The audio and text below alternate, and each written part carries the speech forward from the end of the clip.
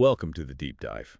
We explore complex topics, and today, well, we're going into a world that's rarely seen. It's a hidden side of institutional life that really challenges how we usually think about mental health care and justice. It absolutely does. It raises that question. What happens when someone's personal experience completely flips reality, as most people know it, on its head? Exactly. So today's deep dive focuses on the, let's say, extraordinary and frankly deeply disturbing experiences of someone we'll call the buyer. That's the buyer from the World Succession Deed 1400. It's a unique title tied to his own views on history and global claims, which kind of frames his whole perspective here. Right. And he recounts his time inside an institution he refers to as Black Site Berlin, or sometimes Penal Psychiatry.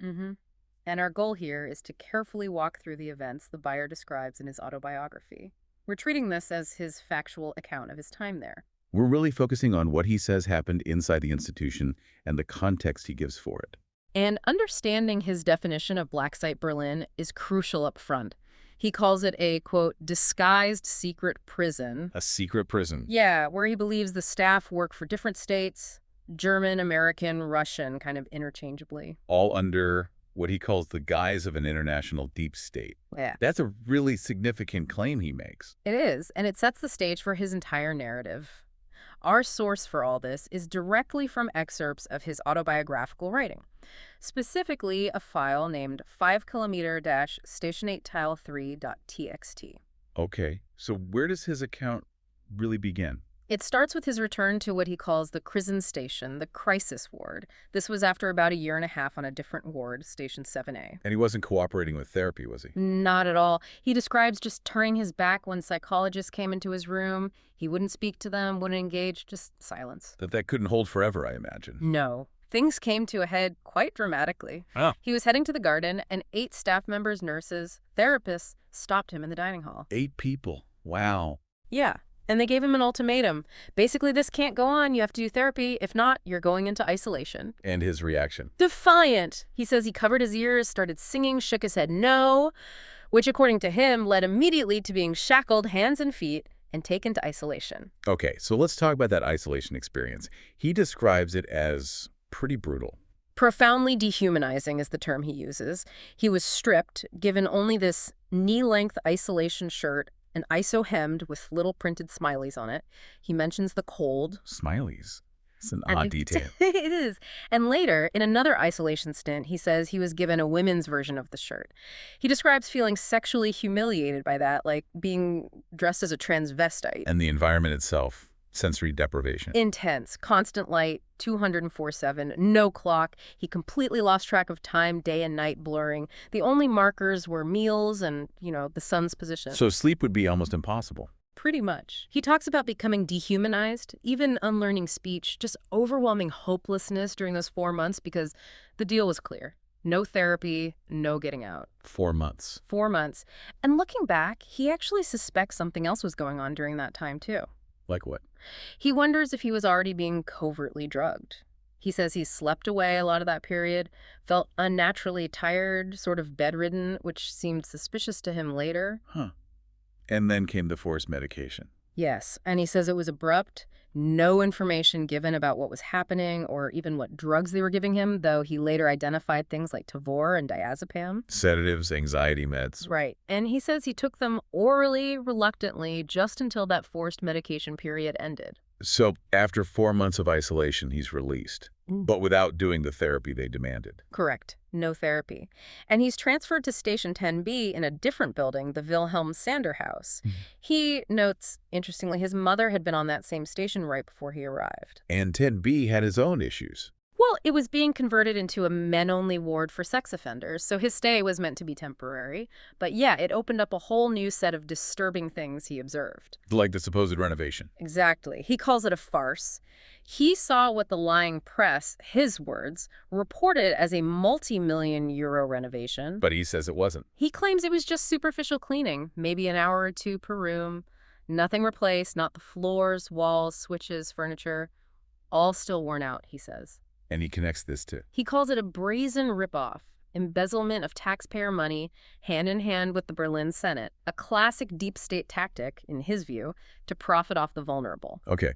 Beyond the building itself, the interactions with other patients there sound incredibly disturbing based on his account. They really are. He details them quite graphically. He mentions one patient he calls the BDSM pimp. Okay. This person, according to the buyer, openly talked about his BDSM work and life in the gay scene, but then he allegedly described the crime that got him there. And this was, be mindful, this might be graphic for listeners. It is. The buyer recounts the patient describing luring an 11-year-old girl, tying her up, then cutting and burning her with cigarettes. The buyer says he felt a disturbing arousal coming from the pimp during the telling, and he just threw his game controller and stormed out. That's, yeah, deeply unsettling. And the encounters didn't stop there.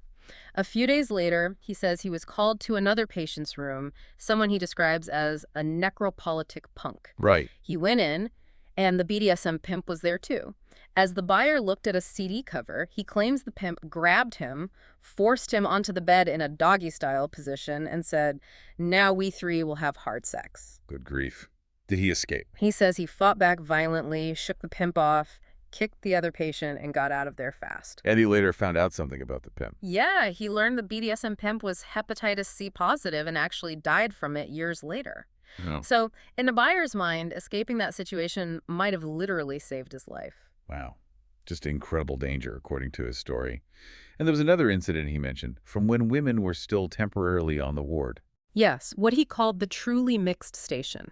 A patient, a small Turk, as the buyer identifies him, told him about a sexual encounter he'd just had. Okay. The woman involved had, according to the story the buyer was told, previously killed an ex-boyfriend during oral sex by suffocation. Right. And during their encounter, in a reverse cowgirl position, she apparently just defecated on the man's stomach without warning. The buyer includes these details, graphic as they are, to paint a picture of the chaos he witnessed. It paints a picture of a very uncontrolled, dangerous environment, certainly from his perspective. Let's shift to the systemic issues he describes, like the drug economy. Right. He claims there was a thriving drug trade inside this black site. He identifies a specific patient, a tall Italian man, as the main dealer on the station. Supplied by whom? Allegedly by a black site nurse, supplied with large bottles of vodka, XTC, THC, amphetamines, you name it. And sold at inflated prices. Oh yeah. Black site prices, he calls them 5 to 10 times street value. All profit, he claims, went to the nurse. The dealer's payment was just getting to use the drugs for free. And this nurse allegedly did more than just supply. According to the buyer, yes. He claims she bought the dealer a phone, tipped him off about room searches, even sent him back to his room if he was acting too high. And this is the same nurse he later accuses of poisoning him. The very same one.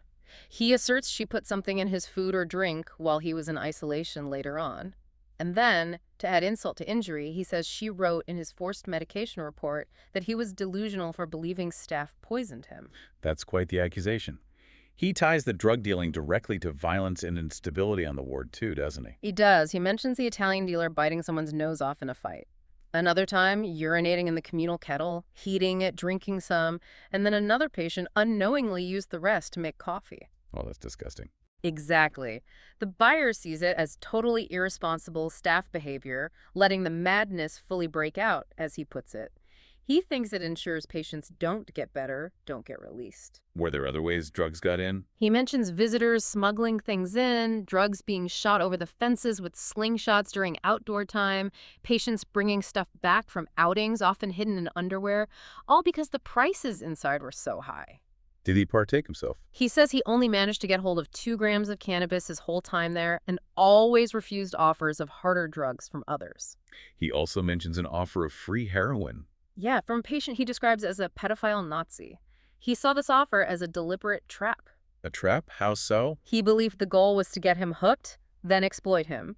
He even questions if this patient was some kind of agent working for the deep state because the guy apparently had no money. How could he afford to just give away heroin? So he thinks they knew his history with party drugs and wanted to escalate it. That's his interpretation, yeah. A targeted effort to turn him into a junkie. But he claims the real drug suppliers were actually the doctors. He does. He calls it the black site drugstore. He alleges doctors prescribed meds like Tavor, diazepam, Subutex, antidepressants, happy pills, even libido enhancers, knowing patients would abuse them to get high or addicted. And patients knew how to play the system. He describes them as experts at faking symptoms, depression for antidepressants, ADHD for Ritalin, and so on, just to get the drugs they wanted. Okay, so after about 6 weeks on this chaotic Station 10B, he gets moved again. Right, to Station 10A. And this time, he gets a single room, gets his stuff back, his TV. Initially, he felt some relief, like maybe he could finally be safe, retreat a bit. But that didn't last long, based on his account. No. He says Station 10A just brought a different kind of torment, more subtle harassment from staff games, as he calls them. Like the sleep deprivation. Exactly. The Liben control, the life checks. Every 2 hours at night, he says staff would shine a flashlight right in his face until he opened his eyes.